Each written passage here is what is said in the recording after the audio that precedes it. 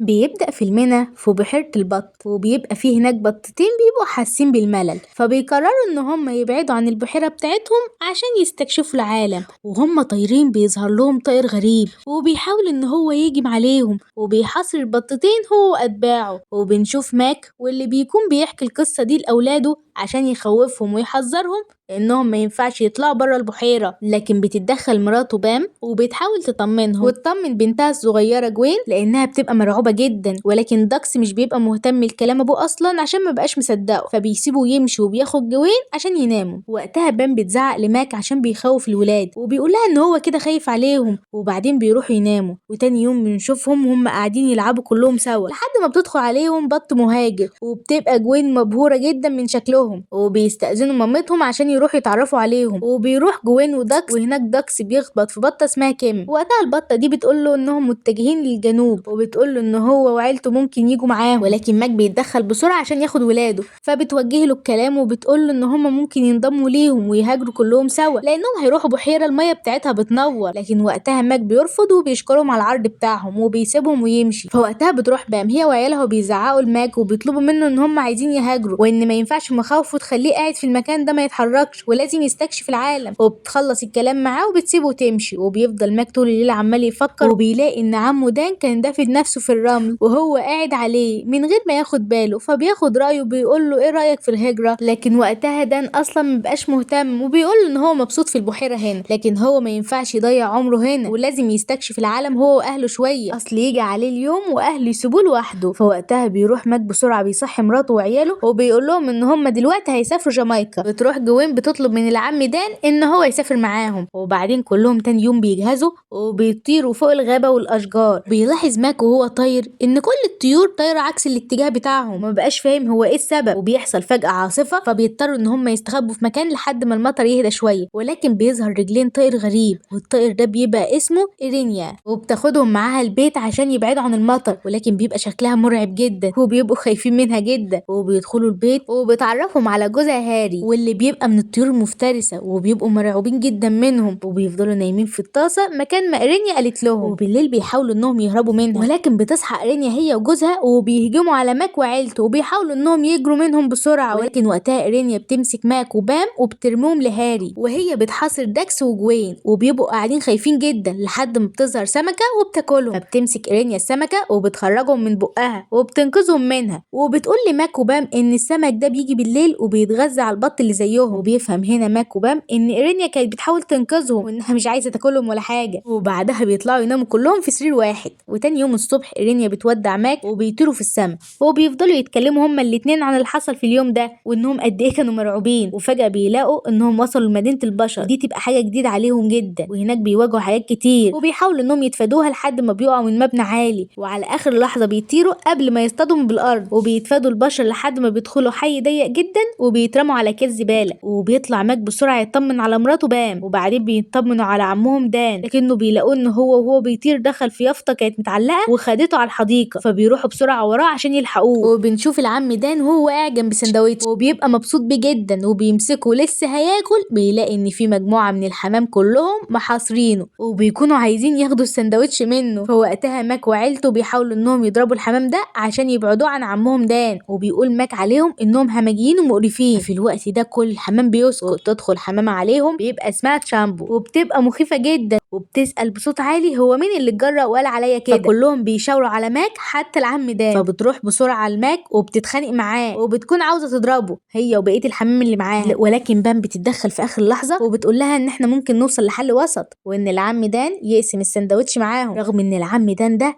مش راضي اصلا بالفكره ولكن بيوافق وبيقسم معاهم السندوتش. وبعدين بتروح تشامبو وبتتعرف على بقيه العيله وبتقول لهم لو هم محتاجين حاجه يقولوا لها. فوقتها بام بتقول لها ان هم تايهين وعايزين يروحوا لجامايكا، فبتقول لهم ان هي عارفه حد هيودوهم هناك. وكلهم بيمشوا وراها وبيعدوا من مدينه البشر، وبيبان انهم مبهورين جدا بالحاجات اللي موجوده فيها لحد ما بيوصلوا لسطح مطعم وبيدخلوا من فتحه التهويه. وبينتهزوا الفرصه ان مفيش حد موجود وبيدخلوا الاوضه اللي بيبقى محبوس فيها بغبغان في قفص، وده يبقى صديق تشامبو. ولما ماك بيدخل البغبغان ده وبيساله عن طريق لجامايكا بيفضل يعيط لان هو كان عايش هناك وبيفضل يوصف ليهم الطريق بطريقة صعبة ويقول لهم ان مستحيل يقدروا يروحوا لوحدهم، وهو بيكون نفسه يروح هناك عشان يقابل اصحابه واهله تاني. فبيصعب عليه ماك وبيكون عايز يخرجه من القفص، ولكن وقتها البغبغان ده بيقول له انه مستحيل لان المفتاح بتاع القفص موجود مع الطباخ اللي جوه المطبخ هنا، وانهم عشان يدخلوا المطبخ ده فممكن ينتهي بهم الحال انهم يبقوا وجبة بط مشوية على الفحم. فوقتها بيتحمس داكس وبيكون عاوز هو اللي يروح يجيب المفتاح بنفسه، ولكن ماك بيوقفه عشان بيبقى خايف عليه. فوقتها داكس بيقول له انه ما ينفعش خوفه ده يسيطر عليه هو كمان. فوقتها ماك بيقول له ان هو اللي هيروح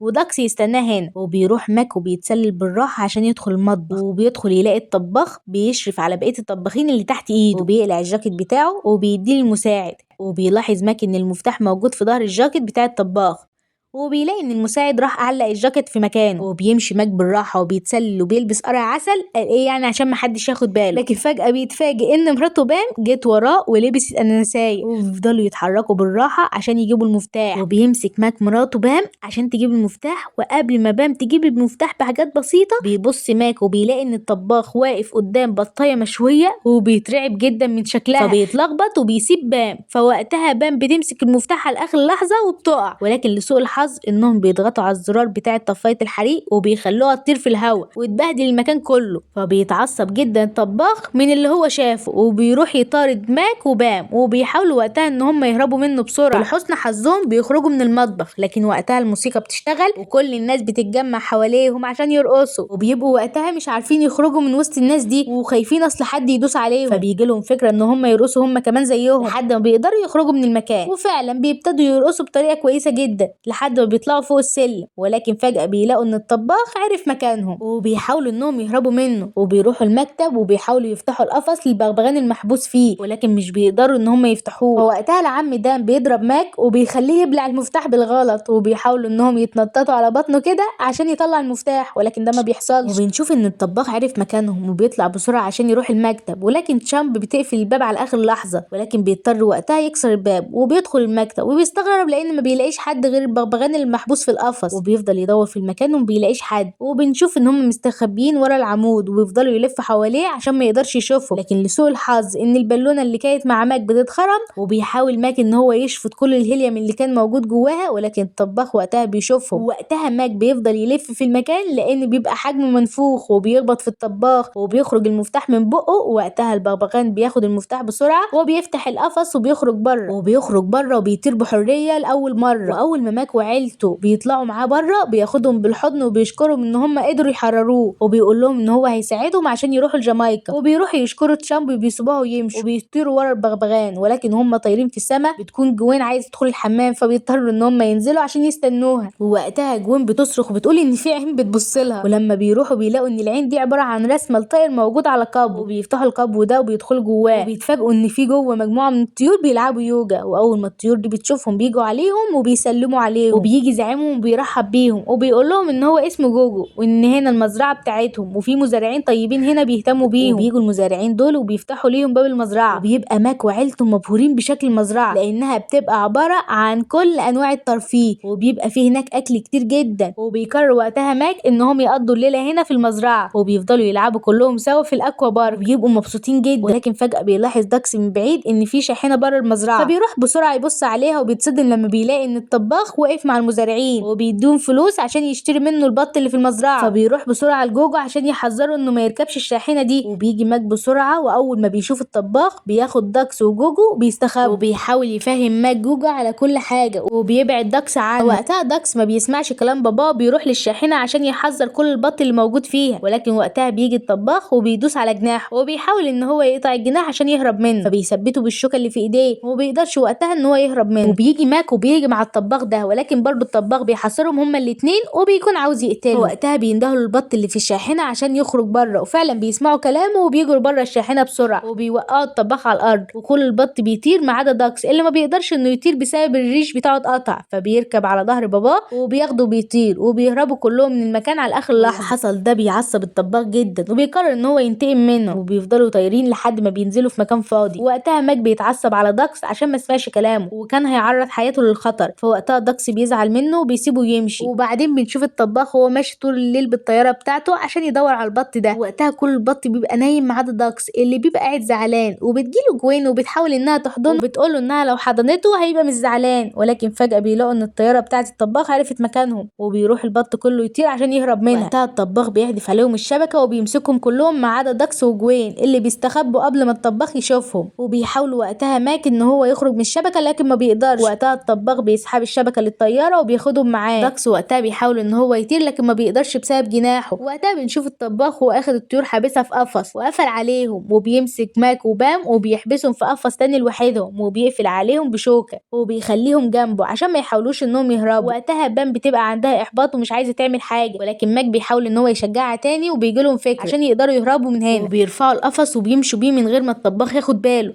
ولكن بيمسكهم على اخر لحظه وهم بيحاولوا يهربوا. فوقتها بتعض بام انفه، وبقيه الطيور اللي موجوده في القفص بتهجم عليه بالفاكهه اللي كانت معاهم لحد ما بتفقدوا الوعي، وبيقع على الزرار اللي بيفتح الطياره. وقتها كلهم بيقعوا من باب الطياره، لكن لحسن الحظ الشبكه بتتفتح وبتمسك الطباخ. ووقتها ماك ودان بيمسكوا في شعر الطباخ ولكن ما بيقدروش يتحملوه، وبيفلتوا شعره وبيقعوا كلهم وبيبقوا مستسلمين للموت وبيبقوا حاضنين بعض عشان يموتوا سوا. لكن بيتفاجئوا بجوين وداكس اللي قدر يطير بسبب ان هو استخدم ريش البغبغان، وبيروح بسرعه يمسك القفص قبل ما يقع. وبيبقوا عايزين يشيلوا الشوكه اللي موجوده فيه، وفعلا بينجحوا وبيتحرك ماك وبام وبيبقوا مبسوطين جدا. وبنشوف ان البغبغان مع بقيه الطيور اللي معاه بيحاولوا انهم يكسروا باب القفص وبيتحرروا هم كمان. وبيروح ماك وبام وبقيه العيله عشان يكملوا الرحله بتاعتهم. وبيبقى البغبغان قاعد في نص البحر عمال يبص يمين وشمال وما بيبقاش عارف يمشوا من انهي اتجاه، لحد ما فجاه بيلاقوا ان الميه اللي واقفين عليها بتنور. ولما الشمس بتظهر بيكتشفوا ان هم وصلوا لمدينه جامايكا، وبيروحوا كلهم ينطلقوا في المكان عشان يستكشفوه، وبيبقوا مبهورين بجمال المكان جدا. وبيروح البغبغان لعيلته واصحابه اللي كان مفتقده. بعدين بنشوف عيله كيم وهم موجودين هناك وبيروحوا يرحبوا بيهم. وقتها بام بتشكر ماك على كل اللي عمله عشانها، وبيبقى كلهم متجمعين مع بعض وقاعدين يرقصوا وهم مبسوطين. وبيجي الوقت عشان يمشوا عشان يهاجروا المدينه بتاعتهم تاني، ولكن وقتها ماك بيقول ان هو لقى مجموعه من الطيور تايهه ومحتاجه المساعده عشان يرجعوا لبلدهم. وبتتصدم بام لما بتلاقي ان الطيور دي عباره عن بطاريق، وبتقول له ان البطاريق مكانهم في القطب الجنوبي. وبرغم كل ده ماك بيشجع عيلته وبيقول لها انها هتبقى مغامره جميله جدا، وبينطلقوا كلهم عشان يروحوا القطب الجنوبي. وكده يبقى فيلمنا خلص. لو اول مره تشوفوني ما تنسوش تدعموني بلايك وكومنت واشتراك في القناه عشان يوصلكوا كل جديد. سلام.